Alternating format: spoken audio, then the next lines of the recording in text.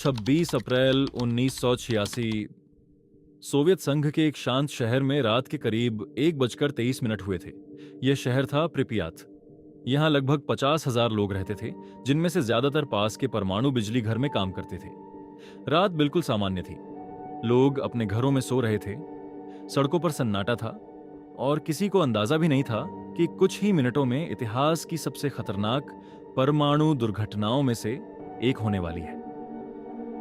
उस रात शहर के पास स्थित चेर्नोबिल न्यूक्लियर पावर प्लांट में एक सुरक्षा परीक्षण चल रहा था। इंजीनियर यह जानना चाहते थे कि अगर बिजली चली जाए तो टरबाइन कितनी देर तक रिएक्टर को बिजली दे सकते हैं। यह एक सामान्य तकनीकी टेस्ट होना चाहिए था, लेकिन कई सुरक्षा नियमों को नजरअंदाज किया गया। धीरे धीरे रिएक्टर अस्थिर होने लगा और नियंत्रण से बाहर जाता गया।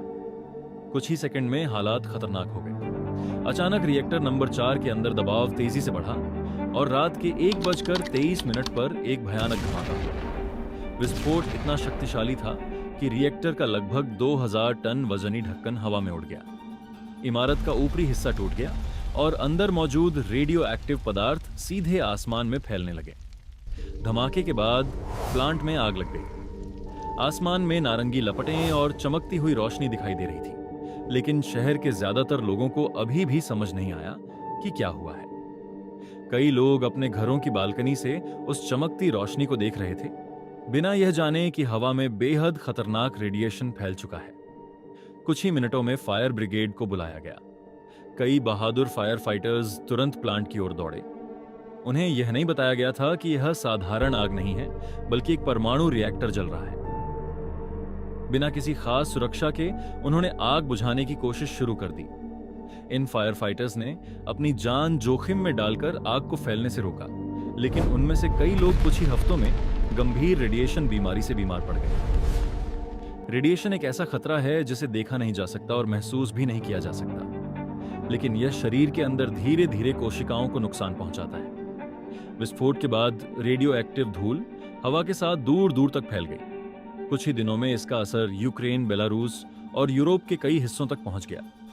इसके बावजूद शहर के लोगों को तुरंत खतरे के बारे में नहीं बताया गया। अगली सुबह प्रिपियट में जीवन लगभग सामान्य था।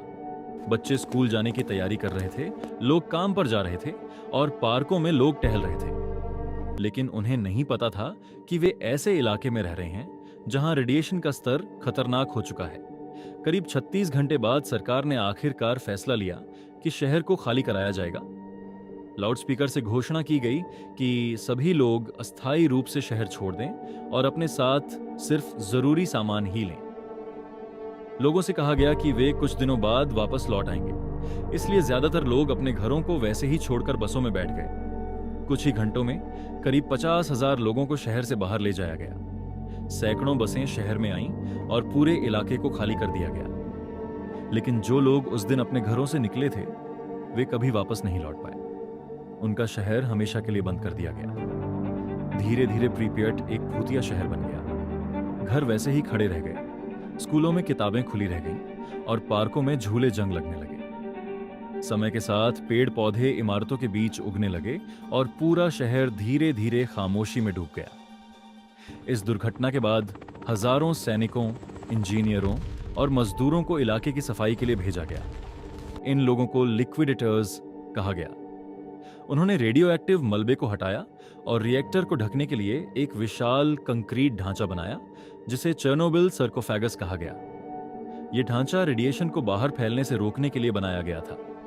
समय बीतने के साथ इस इलाके को एक एक्सक्लूजन जोन घोषित कर दिया गया, जहां आम लोगों का रहना मना है। आज भी उस इलाके में रेडिएशन मौजूद है, हालांकि कुछ हिस्सों में उसका स्तर पहले से कम हो चुका है। दिलचस्प बात यह है कि जहां इंसान नहीं रहे, वहां प्रकृति धीरे धीरे वापस लौट आई।